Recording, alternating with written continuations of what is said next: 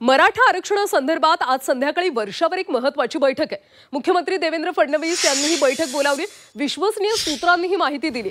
बैठकीसाठी उपमुख्यमंत्री एकनाथ शिंदे आणि उपमुख्यमंत्री अजित पवार उपस्थित राहणार आहेत। मराठा समाजातले इतर बडे नेते सुद्धा बैठकीला उपस्थित राहण्याची शक्यता आहे। मराठा आरक्षणाला घेऊन मनोज जरांगे पाटील यांनी पुन्हा एकदा आंदोलनाचं हत्यार उपसले।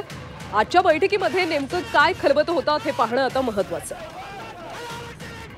मराठा आरक्षणासंदर्भात आज संध्याकाळी वर्षावर एक महत्त्वाची बैठक होणार आहे। मुख्यमंत्री देवेंद्र फडणवीस यांनी बैठक बोलावल्याची विश्वसनीय सूत्रांची माहिती आहे। बैठकीसाठी एकनाथ शिंदे, अजित पवार उपस्थित राहणार आहेत, तर मराठा समाजातले इतर बडे नेते सुद्धा बैठकीला उपस्थित राहतील अशी शक्यता आहे।